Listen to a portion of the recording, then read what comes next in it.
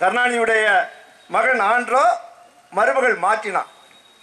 இவர்கள் தான் இந்த கொடுமையை நிகழ்த்தியிருக்கிறார்கள், சூடு போட்டிருக்கிறார்கள். என்ன சொல்லி அழைத்து செல்கிறார்? செல்வி அங்கே வேலை பார்த்து, பக்கத்து வீட்டில் வேலை பார்த்து கொண்டிருக்கிறார்.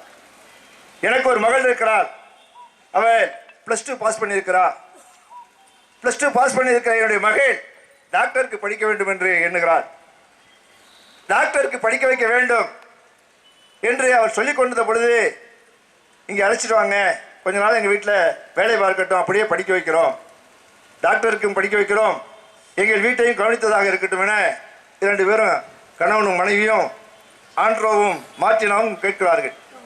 அதன் அடிப்படையில் செல்வி அவர்கள் நீட் தேர்வு எழுதிக்கிட்டே இருக்கு. அந்த பொண்ணு, செல்வியுடைய மகள் நீட் தேர்வு எழுதிக்கிட்டே இருக்கு. நீட் தேர்வு எழுதிக்கிட்டே வேலை பார்த்து கொண்டு இருக்கிறது. அந்த பெண்ணை வேலைக்கு போகக்கூடாது, படிக்க போகக்கூடாது என்பதனாலேயோ என்னமோ தெரியல, திரும்ப திரும்ப கொடுமைப்படுத்தியிருக்கிறார்கள். கொடுமையான தாங்க முடியாமல், அதுவும் இடையில எத்தனையோ ஒரு முறை கோச்சிட்டு போய் அழைச்சி வர்றது, இதெல்லாம் திரும்ப திரும்ப செய்திருக்கிறார்கள். திரும்ப திரும்ப செய்து ஒரு நாள் தாங்கவே முடியாமல் தான் காவல்துறைக்கு சென்று கம்ப்ளைண்ட் கொடுத்துருக்குறேன். காவல்துறைக்கு சென்றதுக்கு பின்னால் தான் மீடியாவெல்லாம் வருகிறது. எங்கே பார்த்தாலும் பரபரப்பாகி விடுகிறது. ஒரு தலித் பெண்மணியை திமுகவுடைய சட்டமன்ற உறுப்பினர், அவருடைய மகன், அவருடைய மருமகள் 2 பேரும் சேர்ந்து கொடுமைப்படுத்தியிருக்கிறார்கள். இந்த கொடுமைக்கு தீர்வு காண வேண்டுமென நாட்டில் இருக்கிற நல்ல ஒரு அத்தனை பேரும் கோருகிறார்கள். நம்முடைய அண்ணன் பொதுச் செயலாளர், கழக பொதுச் செயலாளர் எடப்பாடியார் உள்ளிட்ட அத்தனை பேரும் கோருகிறார்கள். வன்கொடுமை தடுப்பு சட்டத்தின் கீழே வழக்கு கொடுக்கப்படுகிறது. அதில் எஃப்ஐஆர் போடவில்லை.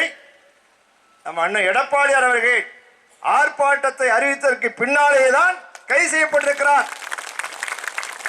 ஆர்ப்பாட்டம் அறிவிக்கப்பட்டதற்கு பின்னாலே தான் கருணாநிதியுடைய மகன், எம்எல்ஏ கருணாநிதியுடைய மகன் கைது செய்யப்பட்டிருக்கிறார். எவ்வளவு கேவலமான நிலைமை!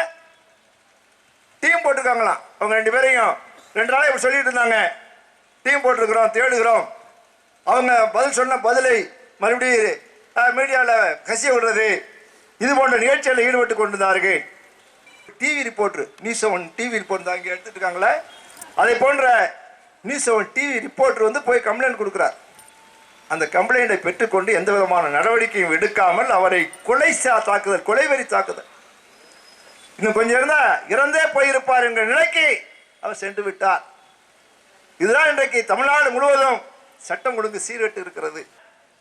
அனைத்து அண்ணாவோட முன்னேற்ற கழகத்துடைய நம்முடைய அருமை சகோதரர்கள் சொன்னார்களே மாநாடு, அந்த மாநாடு சொல்லிவிட்டது, வருங்காலத்தில் தேர்தல் என்றைக்கு வந்தாலும் எடப்பாடியார் தான் முதலமைச்சர் என்பதை மதுரை மாநாடு சொல்லிவிட்டது.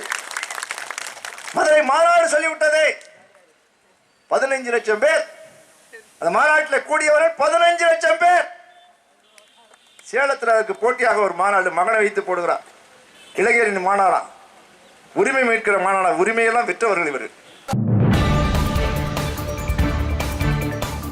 செய்திகளை உடனுக்குடன் தெரிந்து கொள்ள நமது அம்மா இணையதள தொலைக்காட்சியை சப்ஸ்கிரைப் செய்து அருகில் உள்ள பெல் ஐகானை